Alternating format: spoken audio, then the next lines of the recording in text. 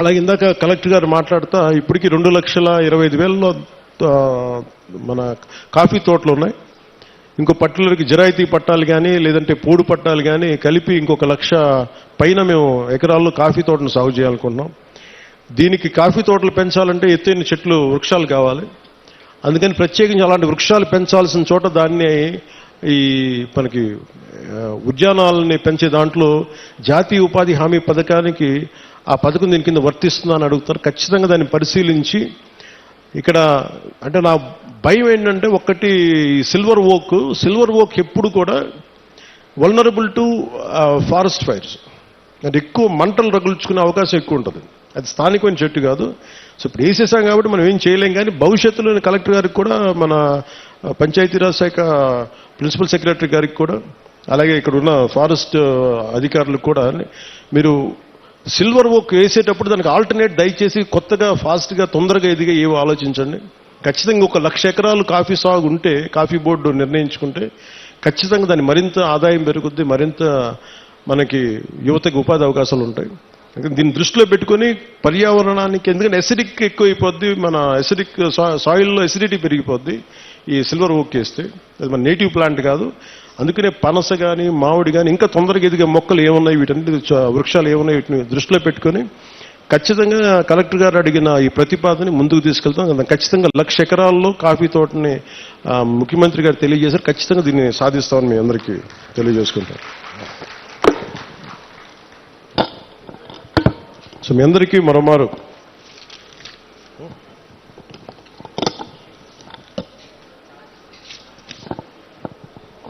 ఇంకా చేస్తారు. ఇంకా బస్తర్లోనూ ఇక్కడంతా ఇంకా మనకి చిల్లంగి అని చేస్తారంట.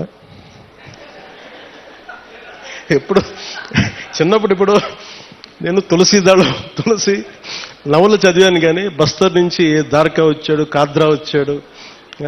నవల్స్లో బాగుంటుంది. కానీ నిజంగా అంటే ఎందుకో ప్రత్యేకించి పోలీస్ శాఖ అధికారులు నా దృష్టికి తీసుకొచ్చారు, ఎస్పీ గారు నా దృష్టికి తీసుకొచ్చారు, ఎస్పీ గారు డిఎస్పీ గారు ఇద్దరు. అంటే అరకు పరిసర ప్రాంతాల్లో ఇప్పటికీ చాలా మంది చెడుపు, చిల్లంగి మరియు చేతబడి వంటి మూఢనమ్మకాలని ఉన్నాయి. దానివల్ల పొరపాటున మానసికంగా మన ఇంట్లో బాగలేకపోతే ఒకరికి ఎవరికైనా మానసిక వ్యాధి ఏదైనా వస్తే మనకు పడని శత్రువు ఎవడన్నా చిల్లంగి చేశాడు, చేతబడి చేశాడని చెప్పి కొట్టి చంపేయటం, ఇలాంటి చేయటం దాదాపు గత కొన్ని సంవత్సరాలుగా 9 మందిని చంపేశారనేది ఒక రికార్డు పోలీస్ శాఖ అధికారులు పెట్టారు. సో వారి విజ్ఞాపన, వారి విన్నపం ఏంటంటే ఎట్టి పరిస్థితుల్లో మీరు దయచేసి దీని అలా ఆ మూఢనమ్మకాల వైపు వెళ్ళకండి.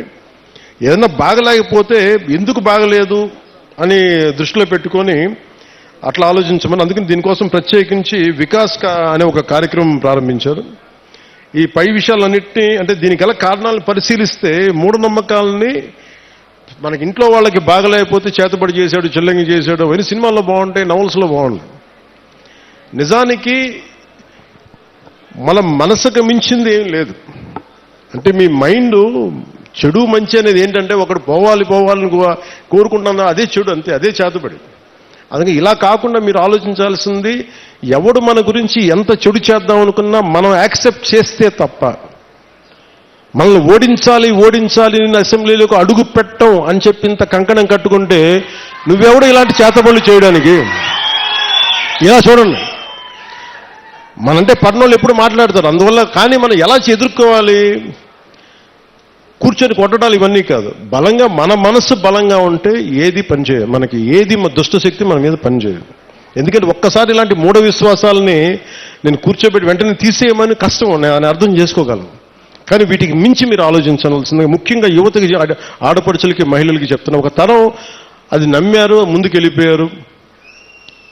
తులసి దళం, తులసి నవల్స్ లాగా బస్తర్ అడవుల నుంచి ఒకరు కొంతమంది వస్తారు, ఇలా చేశారు అని. ఇవన్నీ పాతకాలం అన్నీ అయిపోయినాయి. మీకు ఎవరైనా సరే చెడు చెయ్యాలనుకున్నోడు కూడా మనకి ఎవడు చెడు చేయలేడు. మనం బలంగా ఉంటే మనం ఏదైనా ఎదుర్కోగలం. అందుకని ప్రత్యేకించి వీళ్ళెవరో మనకి చెడు చేశారు, చేతబడి చేశారు, చిల్లంగి చేశారు, వీటికి లోను కాకుండా, ఉద్రేకాలకి లోను కాకుండా, చట్టాన్ని మీ చేతుల్లోకి తీసుకోకుండా, ఇలాంటి జరగకుండా మీరు చూసుకోవాలి. మనస్ఫూర్తిగా నేను మీకు కోరుకుంటా ఉన్నాను. అందుకని వీటన్నిటిని దృష్టిలో పెట్టుకొని అవగాహన కార్యక్రమం, వికాస్ అనే కార్యక్రమాన్ని శ్రీకారం చుట్టారు ఉన్నత పోలీసు అధికారులు. దీంట్లో భాగంగా జిల్లాలోని పోలీసు, రెవెన్యూ, వైద్య, ట్రైబల్ డిపార్ట్మెంట్ మరియు వివిధ రకాల సంస్థలు సంయుక్తంగా గ్రామాల్లో పర్యటించి ఇలాంటి చిలంగి కావచ్చు, ఇలాంటి చేతబడుల మీద కావచ్చు అవగాహన కల్పిస్తూ ఎవరికైనా సరే అనారోగ్య సమస్యలు ఉన్నా, మానసికంగా ఎటువంటి సమస్యలు, దానికి కారణం చిల్లంగి ఇటువంటి చేతబడులే కాదు, వారి యొక్క సమస్యకి పరిష్కార మార్గం హాస్పిటల్స్లో ఉంటుంది. లేదంటే ఏమున్నాయని చెప్పి వాటిని నిజంగా మనం కొంచెం లాజికల్గా ఆలోచించి మెడికల్ పాయింట్ ఆఫ్ వ్యూలో దాన్ని కరెక్ట్ చేయాలని మనస్ఫూర్తిగా పోలీస్ శాఖలు కోరుకున్నాను. మేము ఆంధ్రప్రదేశ్ ప్రభుత్వం, కూటమి ప్రభుత్వం నుంచి మేము కోరుకుంటా ఉన్నాం. అందుకని మీ అందరూ సహకరించి చట్టాలను దయచేసి చేతిలో తీసుకోకండి. గంజాయి పంటను మట్టుకు దయచేసి ఎట్టి పరిస్థితుల్లో కూడా మీరు పెంచుకోండి. ఎవరన్నా ఉంటే కూడా పోలీసు అధికారులకి మీరు ఇన్ఫర్మేషన్ ఇవ్వండి. నేనేం కోరుకున్నా అంటే పోలీసు అధికారులు కూడా, మీ గతంలో కూడా పాడేరు సభలో కూడా చెప్పాను, ఇది సామాజిక ఆర్థిక సమస్యగానే చూస్తాం తప్ప ప్రజలకి వీళ్ళు ఎడ్యుకేట్ దెమ్, వాళ్ళకి కొంత అవగాహన కల్పించి అటువంటి వైపు వెళ్లకుండా మీకు ఉద్యోగాలు వచ్చేలా, జీవనోపాధి కల్పించేలా ఈ ప్రభుత్వం మరింత శ్రద్ధ తీసుకుంటుంది, మరింత బాధ్యతగా ఉంటుంది మనస్ఫూర్తిగా తెలియజేసుకుంటూ